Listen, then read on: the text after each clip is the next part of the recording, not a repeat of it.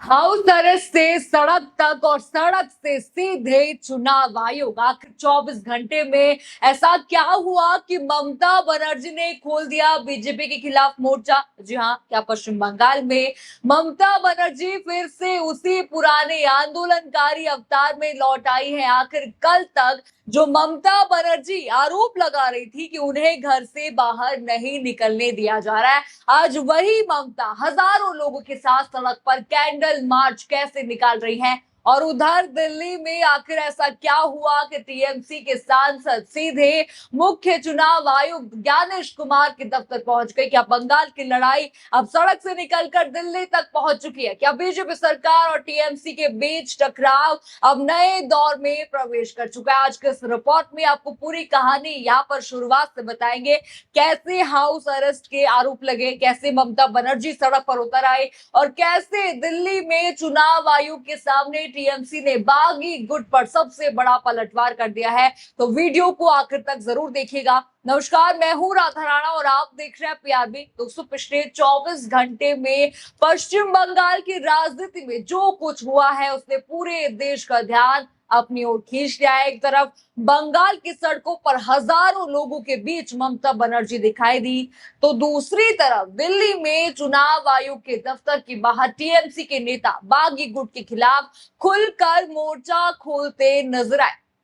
यानी कि लड़ाई अब सिर्फ बंगाल की नहीं रही बल्कि सीधे दिल्ली तक पहुंच चुकी है ये लड़ाई। सबसे पहले जरा ये बड़ी हेडलाइन आप इस वक्त की देखिए। क्या मुझे नजरबंद किया जा रहा है? पुलिस की तैनाती देख भड़की ममता बनर्जी, बोली 12वीं जाने से रोका जा रहा है। हाय, हेडलाइन आपने यहाँ पर देखा। यानी कि कल तक तस्वीर कुछ और ही थी। ममता बनर्जी खुद कैमरे के सामने आकर आरोप लगा रही थी कि उन्हें पीड़ित परिवार से मिलने नहीं दिया जा रहा है। उन्होंने कहा कि उनके घर के बाहर भारी पुलिस बल तैनात कर दिया गया है। आखिर उन्हें क्यों रोका जा रहा है? क्या विपक्ष का नेता पीड़ित परिवार का दर्द भी नहीं बांट सकता? जरा ये वीडियो आप देखिए।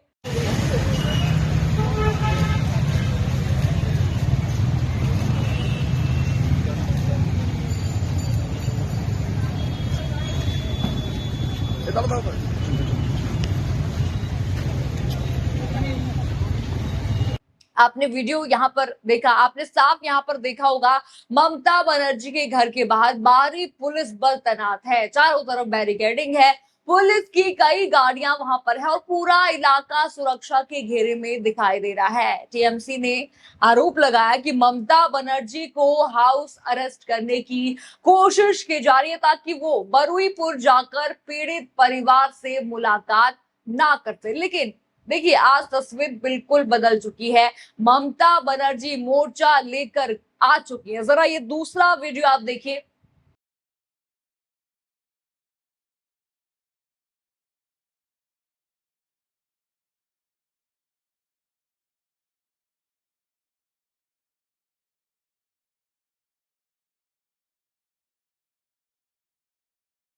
आपने वीडियो यहाँ पर देखा, यही है ममता बनर्जी, हाथ में मोमबत्ती, सफेद साड़ी में हजारों समर्थकों के साथ सड़क पर दिखाई दे रही हैं। देखा आपने, जिन्हें कल घर से बाहर निकलने से रोकने की कोशिश यहाँ पर हो रही थी, आज वही ममता सड़कों पर कैंडल मार्च का नेतृत्व कर रही हैं। यानी पुलिस की मौजूदगी भी उन्हें सड़क पर उतरने से नहीं रोक पाई। अब सवाल है कि आखिर ये कैंडल मार्च क्यों निकाला गया है? चलिए ये भी मैं आपको बता दूं क्या चल रहा है। दरअसल पश्चिम बंगाल के बरुईपुर में 11 वर्षीय छात्रा के साथ कथित बलात्कार और हत्या के मामले ने पूरे राज्य को झकझोर दिया है। ऐसी घटना के विरोध में ममता बनर्जी सोमवार को अपने कालीघाट स्थित आवास से कैंडल मार्च लेकर निकली। जरा रिपोर्ट देखिए। रिपोर्ट के मुताबिक बड़ी संख्या में लोग उनके साथ जुड़े। लोगों ने हाथों में मोमबत्तियां लेकर पीड़िता को न्याय दिलाने की मांग की और पूरे इलाके में न्याय की आवाज गूंजने लगी। आपने वीडियो में भी सुना होगा, कह रहे थे लोग कि we want justice, we want justice. यानी कि अब ममता बनर्जी इस मुद्दे को लेकर पूरी तरह से आक्रामक दिखाई दे रही है। लेकिन मामला सिर्फ कैंडल मार्च तक यहाँ पर सीमित नहीं रहा। जरा आगे की ये रिपोर्ट देखिए। बरुईपुर में धारा 163 लागू होने के बावजूद भी टीएमसी नेताओं का एक प्रतिनिधि मंडल पीड़ित परिवार से मिलने पहुंचा। इस प्रतिनिधि मंडल में पश्चिम बंगाल विधानसभा के पूर्व अध्यक्ष विमान बनर्जी, राज्यसभा सांसद डोला सेन, जयनगर की सांसद प्रतिमा मंडल सहित कई वरिष्ठ नेता शामिल थे। यानी कि कई लोग वहां पर उनसे मिलने गए। इन नेताओं ने पीड़िता के माता पिता से वहां पर मुलाकात की, उन्हें कानूनी सहायता का भरोसा उन्होंने दिलाया और कहा भी कि पार्टी इस कठिन समय में परिवार के साथ मजबूती से खड़ी है, उनके साथ खड़ी है, हर लड़ाई उनके साथ लड़ेगी, कानूनी जो भी लड़ाई होगी वो मिलकर यहाँ पर जो है लड़ी जाएगी। यानी कि एक तरफ ममता खुद सड़क पर उतर गई है और दूसरी तरफ उनकी पूरी पार्टी पीड़ित परिवार के साथ खड़ी नजर आ रही है।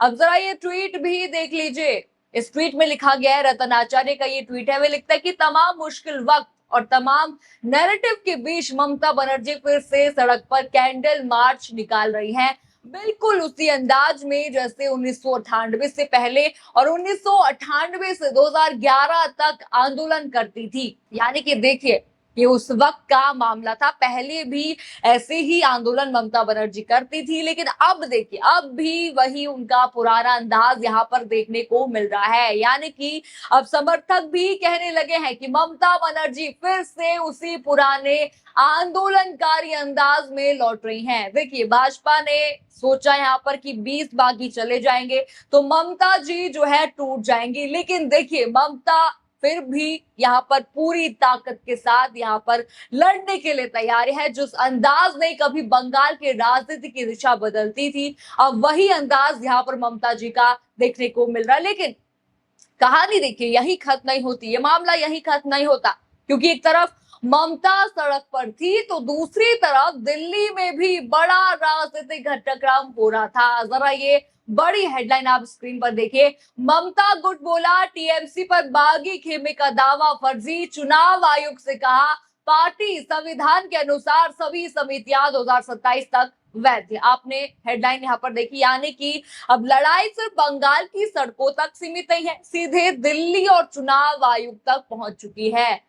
रिपोर्ट देखिए आप, रिपोर्ट के मुताबिक टीएमसी सांसद कल्याण बनर्जी चुनाव आयोग पहुंचे। उन्होंने मुख्य चुनाव आयुक्त ज्ञानेश कुमार के समक्ष पार्टी का विस्तृत जवाब दाखिल किया।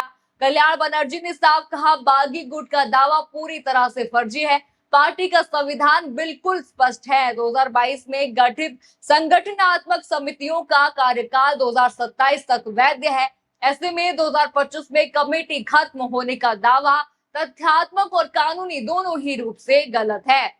यानी कि दस्तावेज यहाँ पर कल्याण बनर्जी की ओर से जमा हो चुके हैं। एक तरफ ममता बनर्जी बंगाल में बीजेपी सरकार को सड़क पर यहाँ पर घिर रही हैं और दूसरी तरफ दिल्ली में उनके सांसद चुनाव आयोग के सामने बागी गुट के खिलाफ कानूनी मोर्चा संभालते हुए नजर आ रहे हैं। कुल मिलाकर बंगाल की सियासत अब दो मोर्चों पर लड़ती दिखाई यहाँ पर दे रही है। एक लड़ाई जनता के बीच और दूसरी है चुनाव आयोग के भीतर। देखिए, ये पहला मुद्दा नहीं है जिस पर बीजेपी को यहाँ पर घेरा यहाँ पर जा रहा हो, लेकिन आजकल देखिए हर मुद्दे पर भाजपा को घेरा जा रहा है। एक के बाद एक पेपर लीक हो रहे हैं, उस पर घेरा जा रहा है, घोटाले यहाँ पर हो रहे हैं, उस पर घेरा जा रहा है, राम मंदिर पर घेरा जा रहा है, जिस तरह से कैबिनेट विस्तार की अटकलें यहाँ पर चल रही है उस पर भी भाजपा को घेरा जा रहा है। और अब देखिए, यहाँ पर ममता बनर्जी ने भी उनको घेर लिया। यानी कि चारों तरफ से बीजेपी सरकार को घेर लिया गया है। अब सबसे बड़ा सवाल यहाँ पर यही है, क्या ममता बनर्जी का यह आंदोलन आगे और भी तेज होगा और चुनाव आयोग बागी गुट के दावे पर क्या फैसला सुनाएगा?